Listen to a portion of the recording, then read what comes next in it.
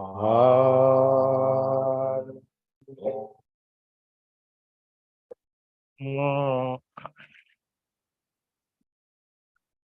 morning. Welcome to the Sunday service. This morning we going to meditate few minutes. After the meditation, we have a Dhamma Talk. After the Dhamma Talk, question and answer and chanting. So right now, Venerable Panyaloka is going to lead the Metta meditation. Welcome to Metta meditation. Relax yourself. And now we are going to practice the loving kindness meditation.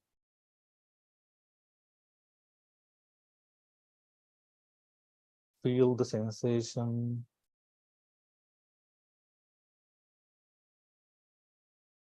Breathe in and breathe out.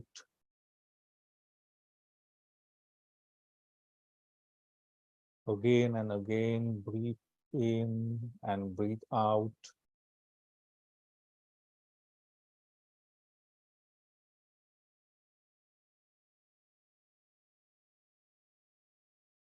Close your eyes only if you find comfortable. Be seated as you find well.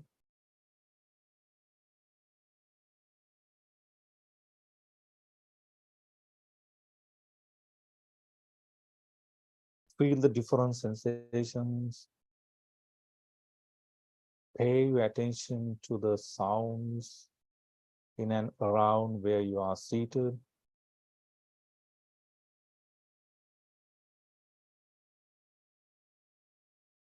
You may hear different sounds. You may feel a lot of sensations.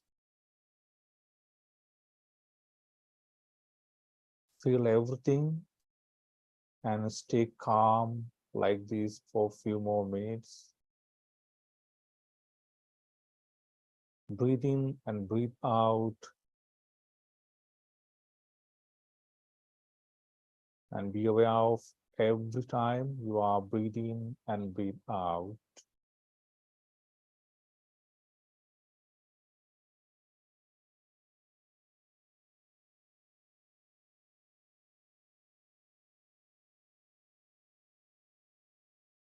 Start practicing these loving kindness thoughts. First, spread these loving kindness thoughts to yourself and then to the whole universe.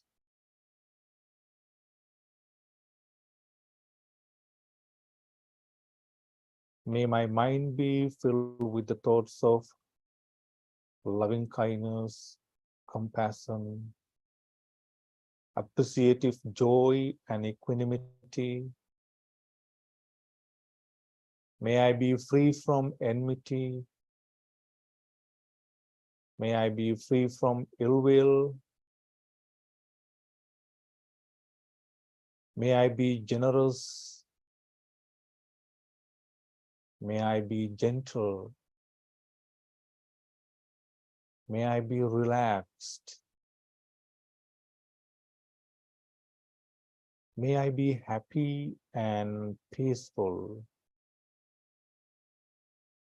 May I be healthy. May my heart become soft. May my words be pleasing to others. May my actions be kind.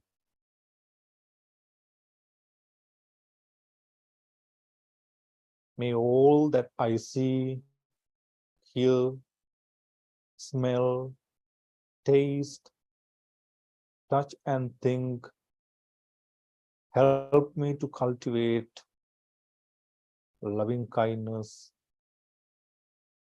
compassion, appreciative joy, and equanimity.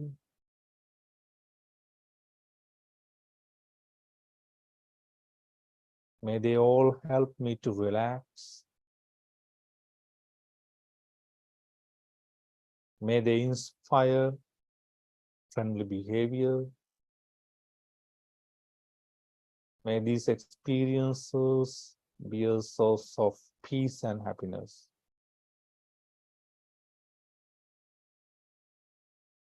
May they help me to be free from fear, tension, anxiety, worry, and restlessness. Like this, spread these loving kindness thoughts to yourself, and then spread these thoughts to your parents, sisters, and to the whole universe.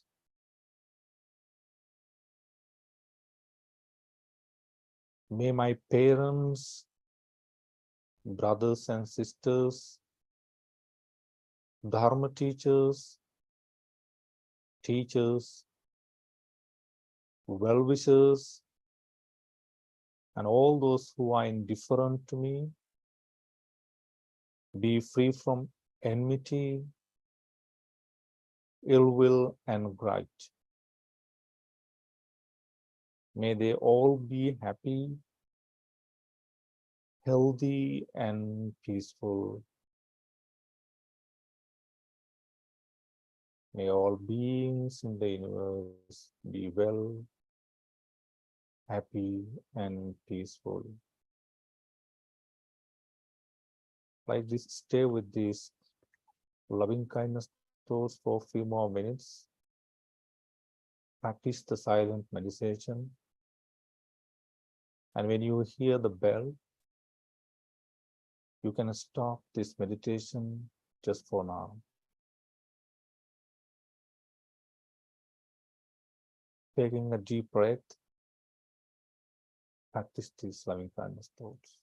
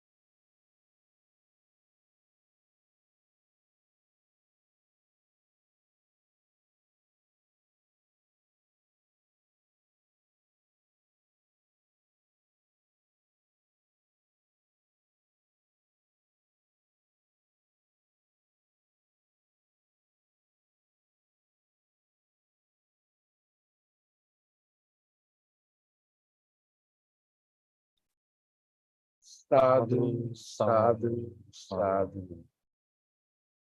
Thank you, Panyaloka, leading the meditation. Right now, time for the Dhamma talk. Today, our speaker, Reverend Chandasara. Chandasara, you can start your Dhamma talk right now.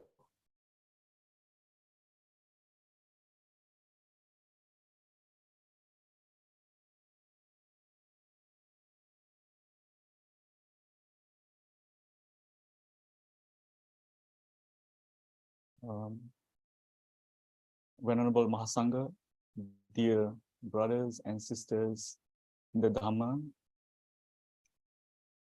today I'm going to explore a bit how to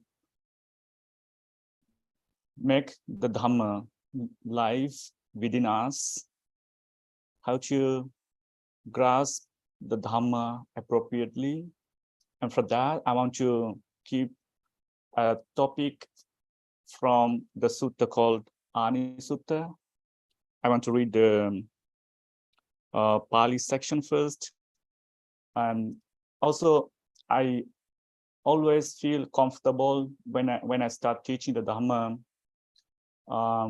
with reciting the quotation, Pali quotations.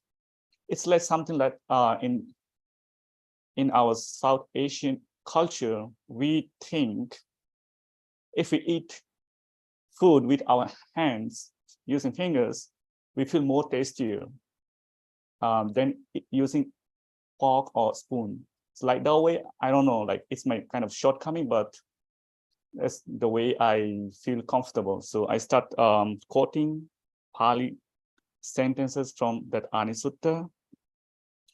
Yete Sutanta Tathagata Bhasita Gambira Gambirattha Lokuttara Sunyata Patisangyutta Tesu Bhanyamanesu Na Sususisanti Na Sotang Odahisanti Na Anya Chittang Upatthapesanti Nacha Te Dhamme Ugahetabam Pariya Punitabam Manyisanti Ye Panate Sutanta Kavikata Kaveya Chittakhara Chitta Vyanjana Bahiraka Savaka Bhasita Tesu Bhanyamanesu Sususisanti Sotang Odahisanti Anya Chittang Upatthapesanti Techa Dhamme Ugahetabam Pariya Punitabam Manyisanti Evang ete sang bhikkhave suttantam tathagata bhasitanam gambiranam gambirattanam lokuttaranam sunyata patisangyuttanam antardhanam bhavisati.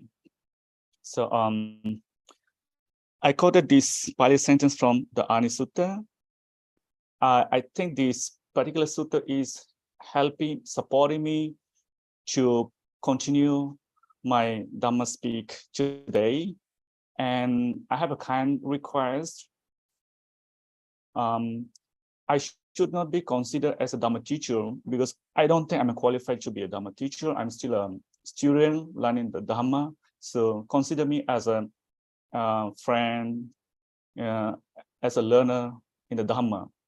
So with that, this particular sutta, the basis for the sutta, the Buddha, this is a prediction from the Buddha about 2,600 years ago. Buddha said, in the future, the monks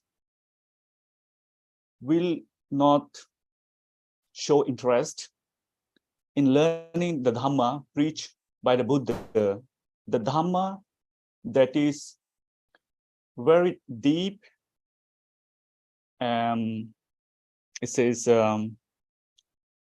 Gambira Gambirattha, the Dhamma that has a great meaning, the Dhamma that is leading to the cessation of suffering, the Dhamma that is transcendental, the Dhamma that focus on the emptiness, Sunyata Patisangyutta.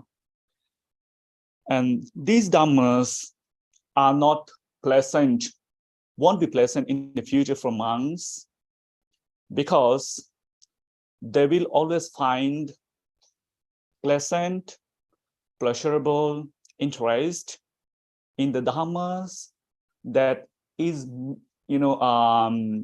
interpreted, reinterpreted by someone else. The Dhamma that is mixed with, I would say, like here it mentions like the Dhamma, the preaching that is mixed with music, right? And even now, we find on YouTube the chanting mixed with the music to sounds more soothing, more peaceful. And so even the Dhamma, when it is, when it is organized in a very poetical way, poetical method with metrical, with the meter, different kind of meters, tones, only to these, or even the music, I mean like the song, the religious song or devotional song we call, those sections or those aspects of the Dhamma will be much more popular in the future. It's we may find some of the similes from other teachings in other teachings of the Buddha, like even now we find we have gold imitation, much more shiny than actual gold, right? And people, we usually, like everyone usually like too much attracted to the imitation object because it's shining, but inside it's kind of empty, very cheap. We are attracted most often to the cheap, very cheap objects, very cheap teaching appearances. We are not focused on the essence. When it comes to Dhamma, we don't care about the essence of the Dhamma. We just only, here and there, because of the conviction, because of the faith of so-and-so teacher, so-and-so Dhamma teacher, and maybe we have, because of the respect, we may blindly follow the Dhamma and finally end up, like with cheap things, cheap interpretation. So that's why I think this sutta is good for me as well as for others to be more mindful when we are learning the Dhamma. The Buddha say, when the time comes at this stage, when the monks do not have interest, don't show interest in learning the Buddha's Dhamma, the Dhamma will disappear, will start disappearing slowly and slowly at this stage. Buddha gave one simile for that.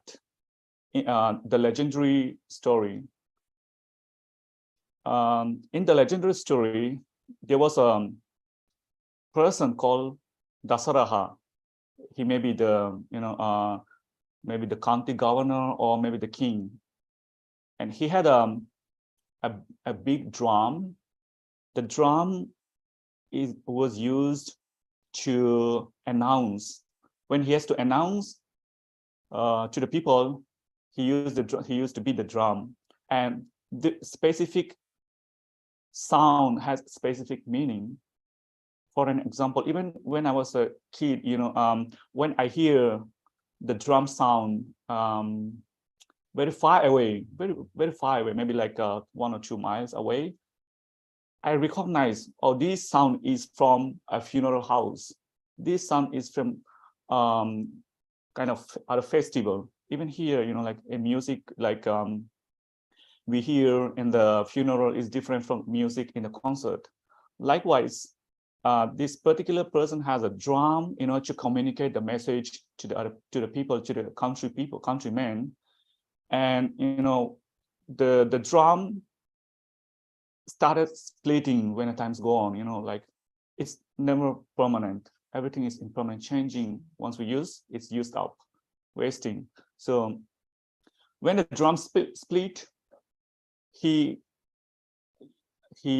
added more pegs to fix the drum until to the point where the wooden part of the drum all gone.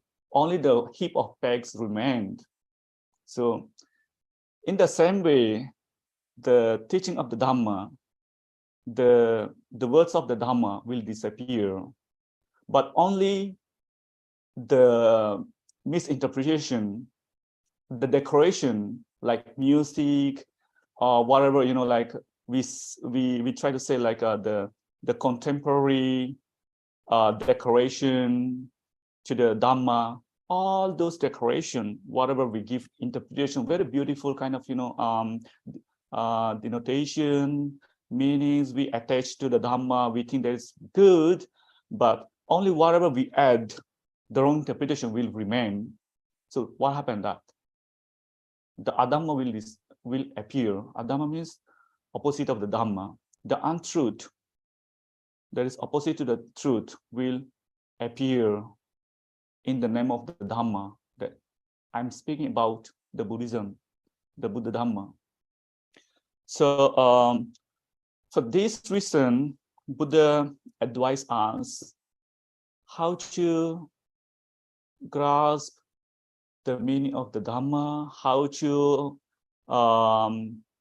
understand the teaching of the Buddha, and how to maintain our practice according to the Dhamma, the teaching of the Buddha, rather than following something else as interpreted or maybe added something later by someone else, maybe scholars or someone who is kind of popular in the society, maybe in the past, in current, or maybe in the future. So for this, I'm going to look at the teaching in the Mahaparinibbana Sutta. I don't know if the audience is familiar with the sutta. That is in one of the sections of the Sutta Pitaka that is called Digha Nikaya, where only the longer suttas are available. So in that sutta, the Mahaparinibbana Sutta, usually dealing from the time the Buddha was traveling until to the last moment of his death.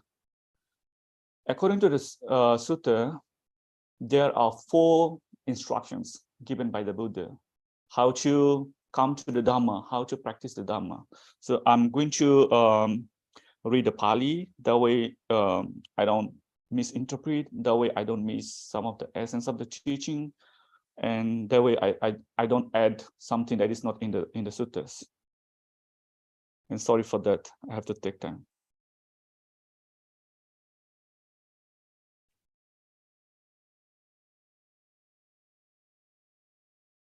Okay, the first one. Just remember in summary, the first one is the Buddha's instruction. Second one is the instruction of the Sangha. The third one is instruction of the very elder, educated, erudite monks. And the last one is a single, erudite, scholastic, and very learned monks. Even looking at those 4 instructions, we have to look at with a very, I would say, we have to thoroughly explore, thoroughly, analyze before we accept as the teaching of the Buddha. The first one, Sammukha metam avusu, ida bhikkhā bhikkhu evam vadaya, Sammukha metam avusu bhagavatu suttam sammukha patigahitam, ayam dhammo ayam vinayo, idam sattu sasananti. There may be, monks, there may be a monk who said, so I, in the face with face to face with the Buddha, I learned the Dhamma from the Buddha. This is the teaching of the Buddha. This is the Vinaya, means this is the discipline. This is the system how to discipline our behavior. So this is a teaching discipline of the Buddha, and the Sattu Sasana. This is the way of the Buddhism. This is the Buddhism taught by the Buddha, and I learned from the Buddha directly, and I accepted the Dhamma in front of him. That is with his approval. Even and he might say, when a monk say thus, we should not accept that what the monk said is actually the teaching of the Buddha, the Dhamma of the Buddha. Instead, what we should do, we should never accept the Dhamma with approval, or we should never reject that Dhamma preached by the monk with insulting or criticizing. Rather than that, we have to compare with the sutta. Sutte Ottara Tabbani. That means we have to compare with the suttas, the teaching we find in the Sutta Pitaka and the Dhamma that is related to the teaching of the Buddha. We have to compare and contrast with the Dhamma whenever a monk said like that. And the second one is we have to compare with the Vinaya, the teaching related to discipline. We have to compare with the Vinaya. And then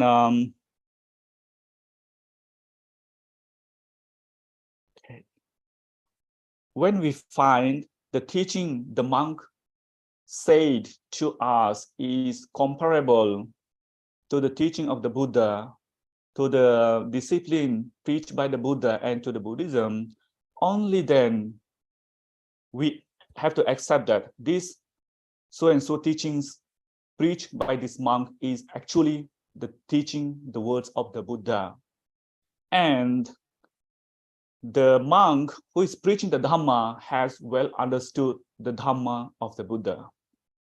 But if the teaching that is not comparable, is not competent with the Dhamma, with the Sutta, the teaching of the Dhamma, and the teaching included in the Vinaya section, the ruling, like the discipline section preached by the Buddha, if the teaching preached by the monks is not competent with Dhamma and Vinaya, then we have to conclude that these are not the words of the Buddha. And the monk who preached this Dhamma misunderstood the Dhamma. Then we just silently reject the Dhamma that is preached by so and so, because they are not compatible with the words of the Buddha. That way we don't fall into misinterpretation, into misunderstanding, and finally we end up with with proper understanding of the Dhamma. So this is the first instruction of the Buddha. And the second one is related to the the community of the Sangha. So in the second instruction, Buddha said, when a monk speaks to you saying that this Dhamma I learned directly from the Sangha staying in so and so temples, the Sanghas presided with elderly monks and chief monk. Even when saying that, the audience, we have to compare and contrast with the teaching of the Buddha, including the Sutta Pitaka, in the Vinaya, and also the Buddhist the practice. And if we find the teaching of the monk who relate the teaching that he happened to listen to a Sangha as the word of the Buddha, if the teaching is not comparable, is not competent with the original teaching of the Buddha, then we are not going to argue. We never argue. We just silently reject, keep aside, because it's not useful. We might end up in something misunderstanding with wrong view. We never know. And if the teaching is preached by the monk is compatible, yes, we have to consider it as the teaching of the Buddha. And the monk who learned the Dhamma from those Sangha has well understood the teaching of the Dhamma and well grasped the meaning of the Dhamma and leading according to the Dhamma. That is the second instruction. The third instruction is when a monk said he learned directly from very well-learned monks living in so-and-so temple, so-and-so organization, like it says, Vinayadhara, Suttadhara, Vinayadhara. That means monks who are skilled in, well-versed in Sutta, well-versed in Vinaya, and Matikadhara means well-versed in the Abhidhamma. So even when a monk said he learned the Dhamma of the Buddha, the teaching of the Buddha from those well-educated, well-versed monks, you should never rejoice with the teaching and accept the teaching as the words of the Buddha at once. So rather, we have to compare and contrast with the teaching of the Buddha, the Vinaya, right? And yeah. So that way we come to the right, appropriate understanding of the Buddha, of Dhamma. So, and the last one is when a monk said he directly learned the teaching of the Buddha from a well-educated monk, a well-versed monk in the sutta, in the Vinaya, and in the Abhidhamma, and that educated monk is believed to have attained the enlightenment and has completed whatever has to be done as a disciple of the Buddha.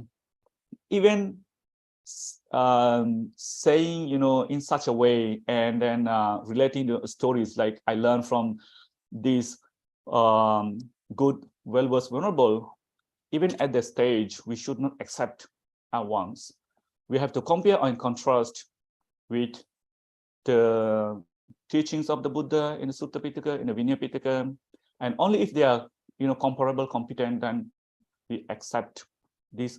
This is the teaching of the Buddha, and the monk who teach us has well understood the Dhamma.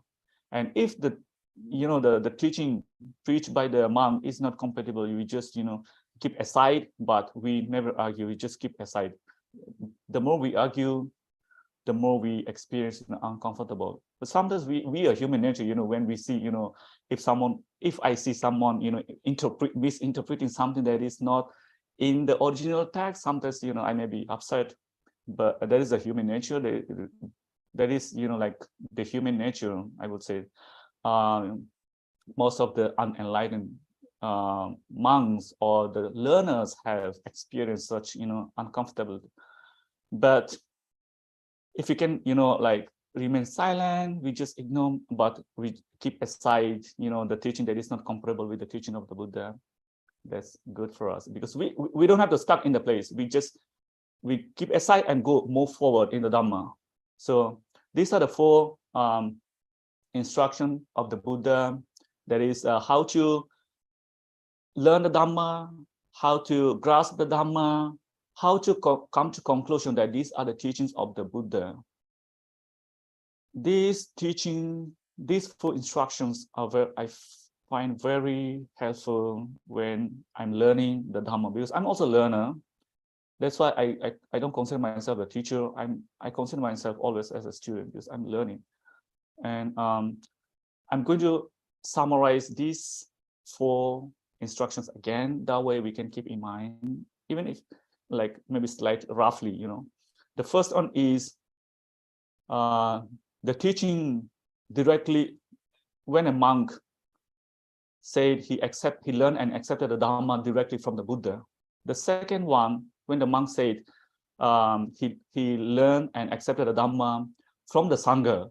The third one, when a monk says he learned the Dhamma and accepted the Dhamma from the well-versed monks, elderly monks, very educated, well-versed monks. And the last one, when a monk says he learned the Dhamma and grasped the Dhamma with a monk who is well-versed in the Dhamma, Vinaya, and Abhidhamma. So these four criteria, standards to learn the Dhamma will help us to actually experience the test of the teachings of the Buddha. And when we look at the, this teaching, we look at, like the other aspect of the Dhamma, that is the teaching of the Buddha has given us very quite freedom, Buddha didn't say, oh, you have to accept whatever I say. You have to accept whatever my students say. You have to accept whatever my, my chief disciple said. Buddha never want us to accept anything blindly. That's why the Buddhism, we learn, the Buddhism that we learn is that we never accept anything without blind, Even Buddha has, preached in several suttas. He said, if we accept anything blindly, we would be like, we ourselves are blind, following the leader who is also blind, and we end up in not the right direction, in a wrong direction. Another simile we find in the Buddhism is that is, trying to figure out the elephant, the structure of the elephant, the size of the elephant, and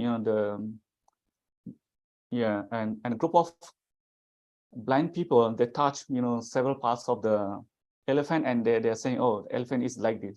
The leg, someone who touched the leg, they say, oh, elephant is like a motor, and anyone who has touched the tail of the elephant, he or she interpret elephant is like a broom, sweeping broom.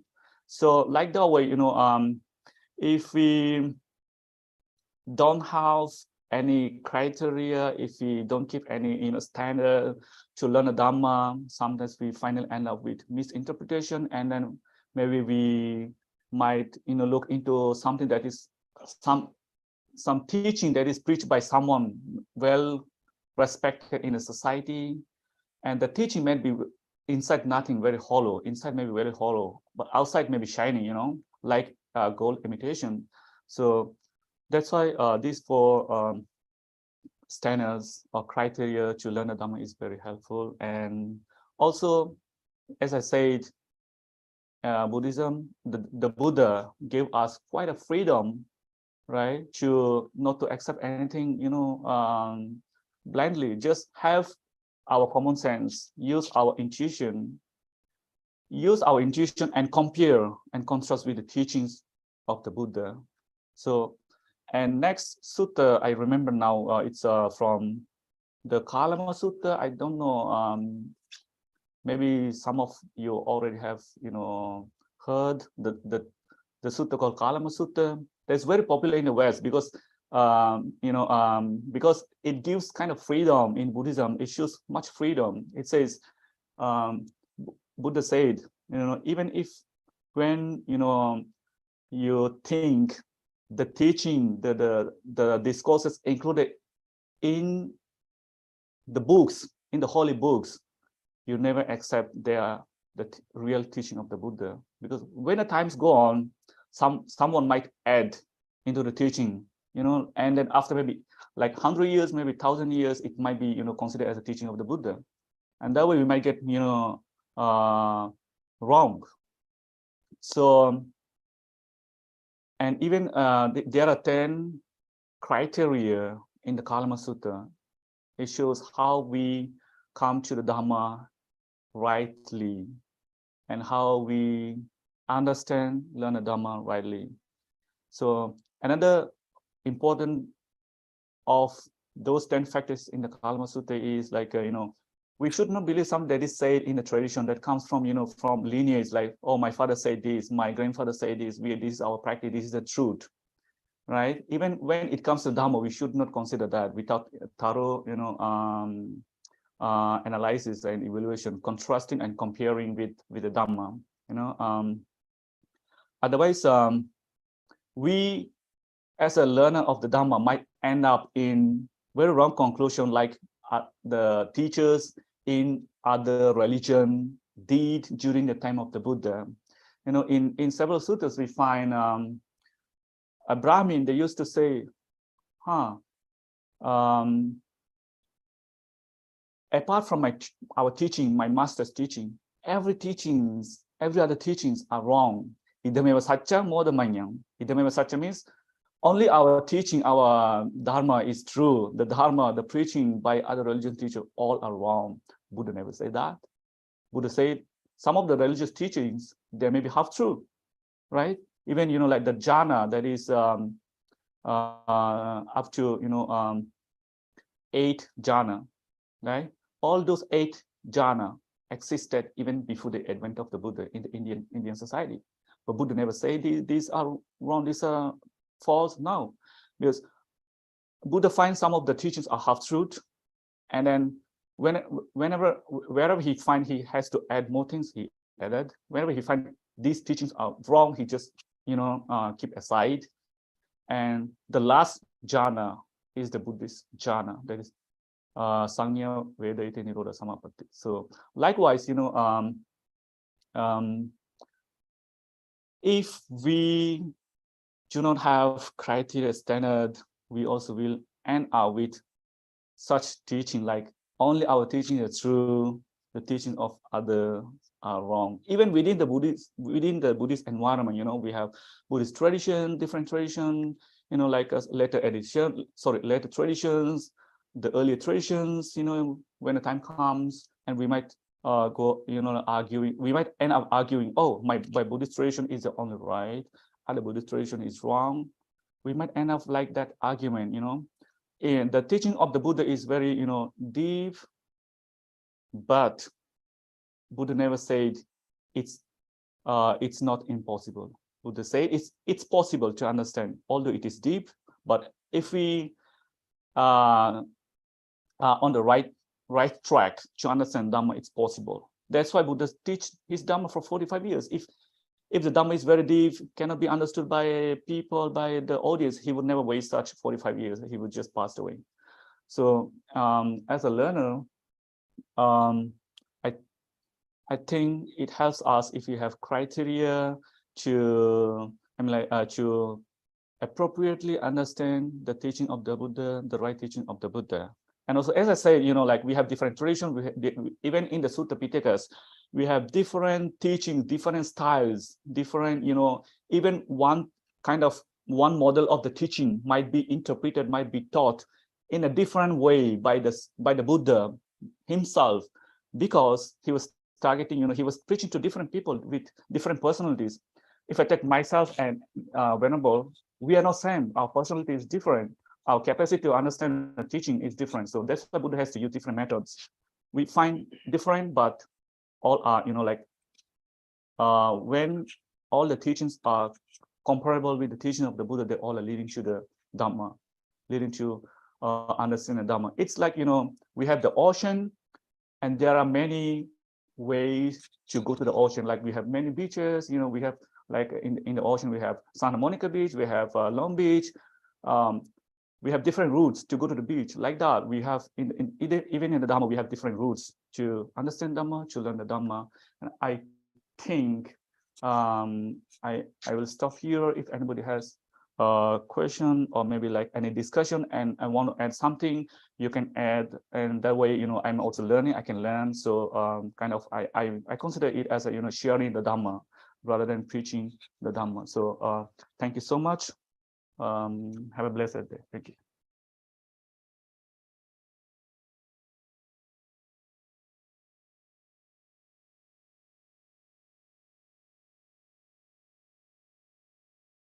I'm happy to discuss if anybody has any question or any suggestion.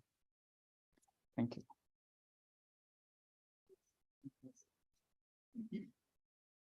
Who's that? Oh. Hello, Sangha. I just wanted to say thank you for your talk today. And yes, I appreciate it very much. And I appreciate that we get to meet every Sunday. Thank you. Thank you so much. Have a blessed day. Yes, Russell.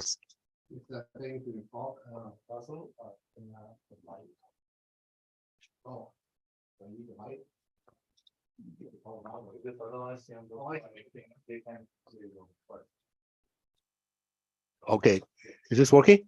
Yeah. Okay, thank you. Thank you for your talk. I think it's important to, have a discrimination and some kind of judgment and analysis. But I mean, even I'm an older person, but I'm learning a lot. It's very hard for me to, how would you say it?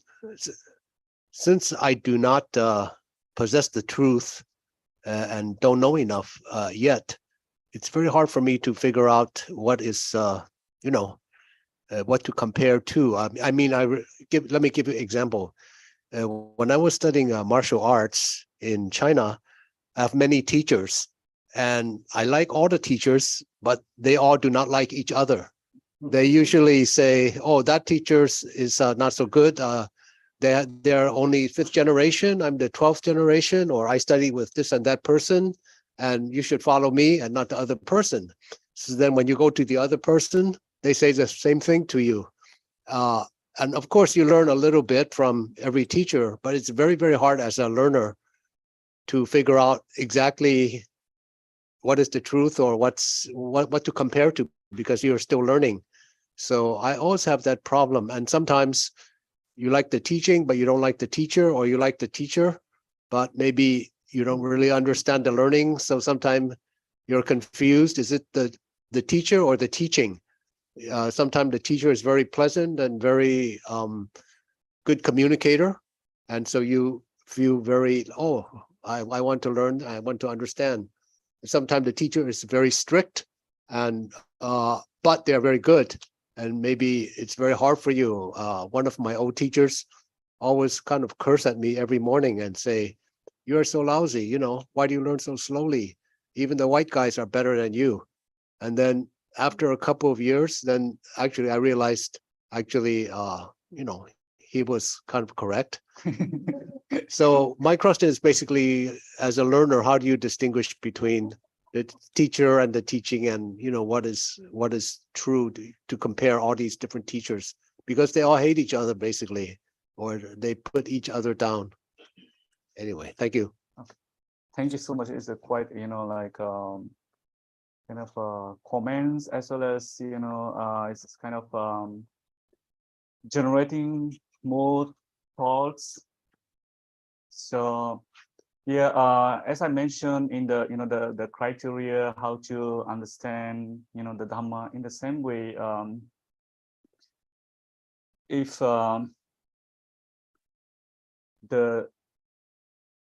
is related to the Dhamma, right? If that is related to the Dhamma, then we have to compare and contrast with the teaching of the Buddha, the Sutta. We have to compare and contrast, and if they're good, we have to accept. If they are not good, if they are not comparable, we have to, I would say, keep it aside.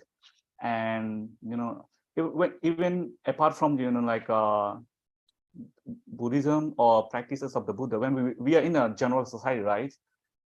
So for that, I can quote one specific sentence from the Kalama Sutta that I mentioned today. We can learn from different teachers. Even the Buddha learned himself from different teachers. First, he went to Alara Kalama, he learned jhana, and he realized, oh, there's not enough for me. It doesn't help me to completely eradicate my suffering, to end my rebirth. And he dissatisfied, but he didn't argue. He didn't fight with the teacher. He just left the teacher. He appreciated what he learned from the teacher. He left and then went to another teacher, Uddhakarama Buddha, and he learned again the next stage of jhana. Again, he understood, this is not enough for me, right? It's not enough. So I should, finally, he decided, no, in this world, no one can, show him the path to liberation. But he appreciated that teaching. He learned. He was very skillful, and he learned very quickly. He practiced very quickly, but finally he realized that's not enough. So he himself finally, started, rediscovering the hidden teaching, the Dhamma, that is called Paticcasamuppada. It's like, the rediscovering the ancient city. So like that, when we come to the general society, if we find any teaching that is helpful to us, we absorb that to our lives. And if something is not good for us, nobody can force us to, absorb. We just let it go, just leave it. If you're not satisfied, we just move to some other places, or maybe change the teacher, right? We don't have to suffer, being with, like a teacher who don't have, qualities to teach, who doesn't have compassion, even who does not tolerate even the argument with the students, who does not tolerate even, the different opinions, ideas, it's pointless. So just, find our own way. Finally, that even the Buddha say, attahi attano nato, that is, we ourselves are, like kind of on lamp, right? In the darkness, we need to have torch or lamp or light, to walk in the darkness. Like we are ourselves as a lamp, to keep ourselves as a lamp, and go forward, even in the Dhamma, even in when we're living in the society, we can live in that way. So in the Kalama Sutta, the Buddha said, all Kalamas, if you find this teaching or this practice or whatever lessons you learn wholesome, bringing good for yourself, for others, for the society, do it. But if any practice, any teaching that brings you and others suffering, bad consequences, just keep it aside, right? So these teachings are very helpful when we practice, even in the Dhamma, as well as when we live in the general society. So yeah, like the way even I said Buddhism has provide quite a freedom of thinking. That's why Buddha even asked his audience not to accept anything, even when someone said this is the teaching of the Buddha, just compare and contrast with the teaching I preach. I have preached during these long years. So I think I have answered your question. So yeah. Yes.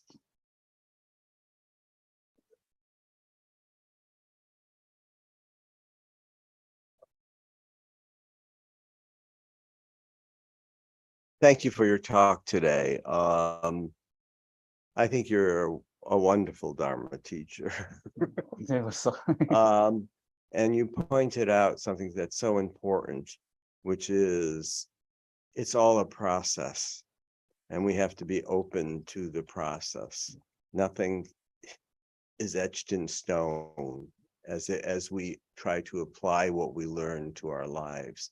And I think that's a wonderful thing about Buddhism, and you made that very clear today. So thank you. Thank you so much for your compliment. And I like the word, the process. Yes, yes. It's a continuous process. Yes, I agree too. Yeah, agree. The process, for we may be here or we may be in next life or wherever. It's a process, continuous process. Thank you so much. Thank you.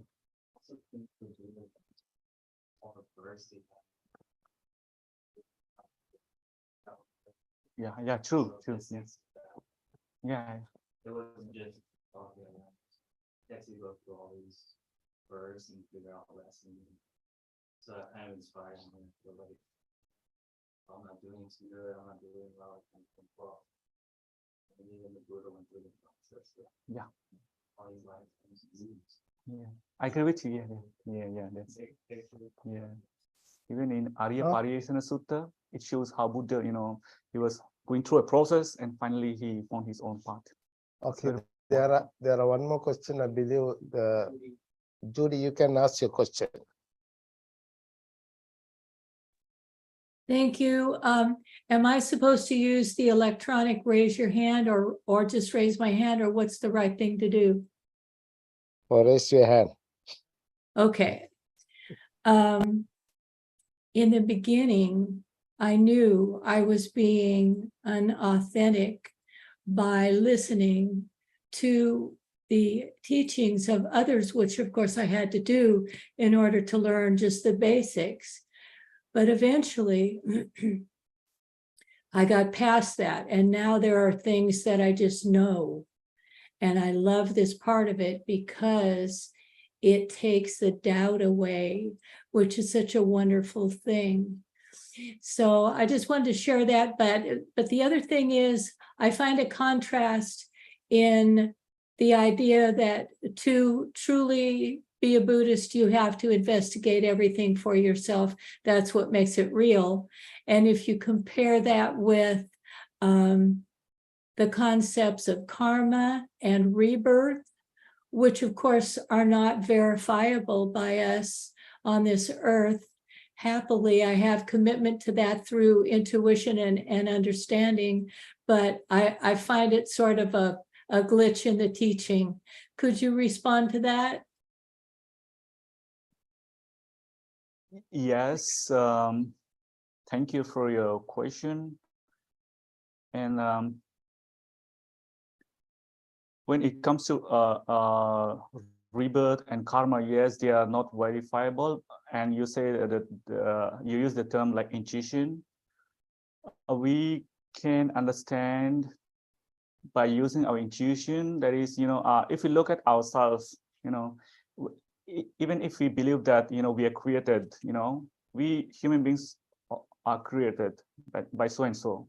In that case, in such a situation, every human beings should be equal, should have comforts equally, should enjoy all the needs equally. But everybody are different.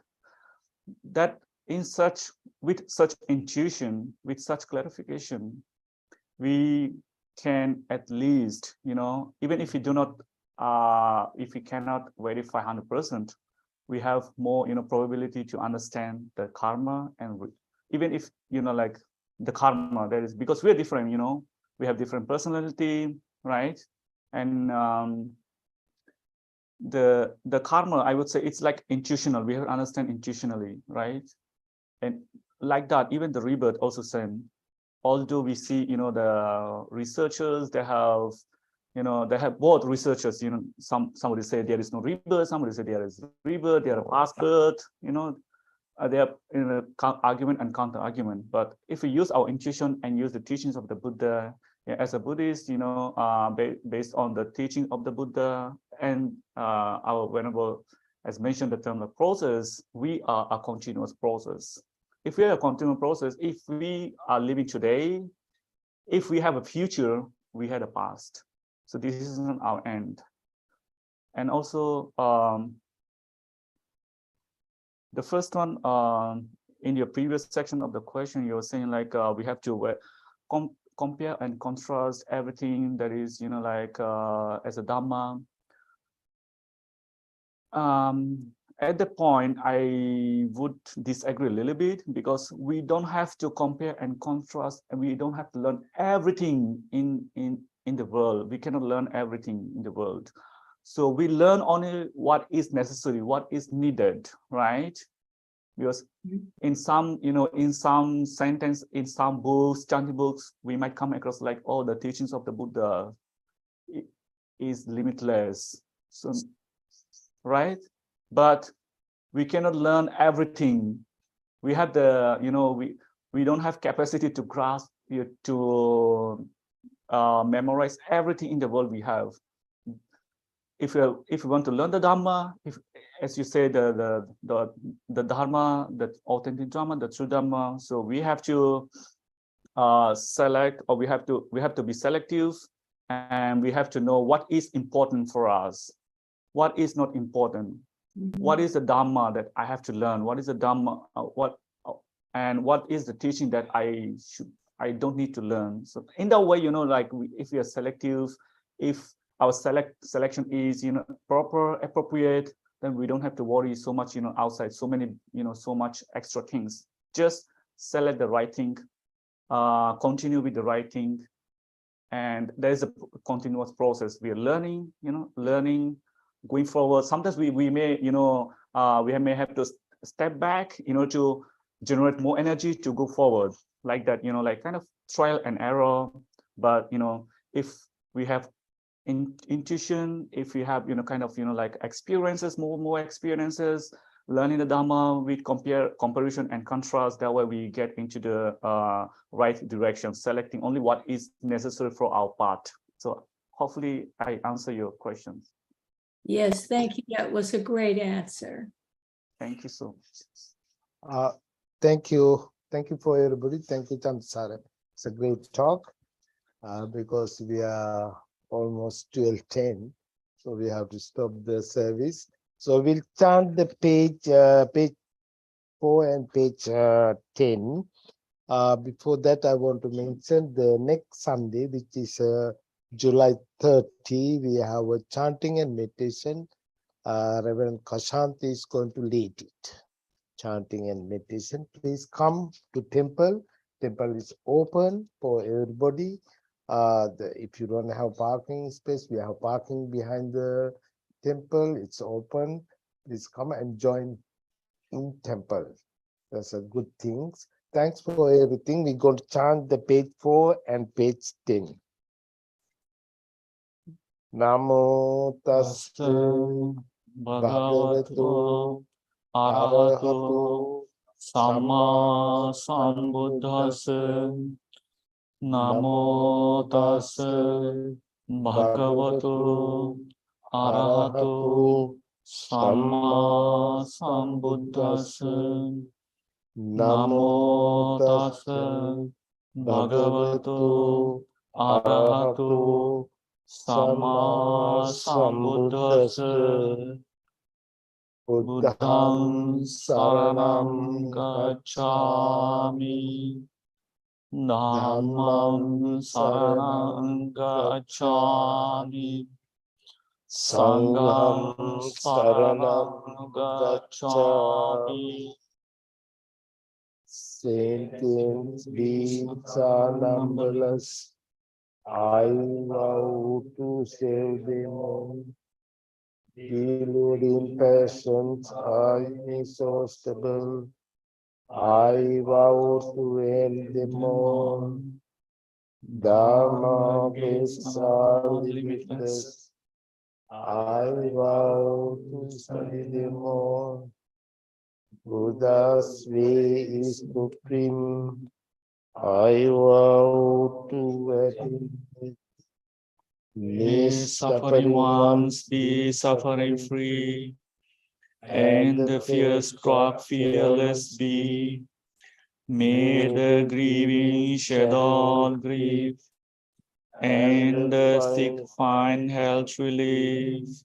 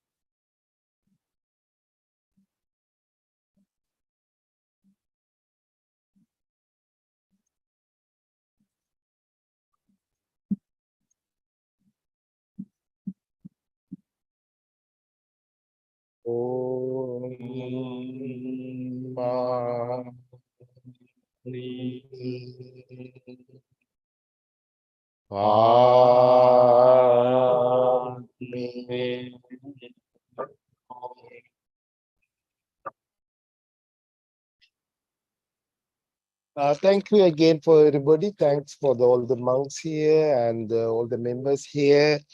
And I just want to say again and again, temple is open. Please come and join. We have tea and cookies right now. So it's nice to see again people coming here a little bit more. And after the COVID, sometime 10 people, 15 people. It's nice to see. Please come and join. Thank you again for everybody. By the power of the Buddha, Dhamma, and the Sangha, you all be well and happy. Sadhu, sadhu, sadhu.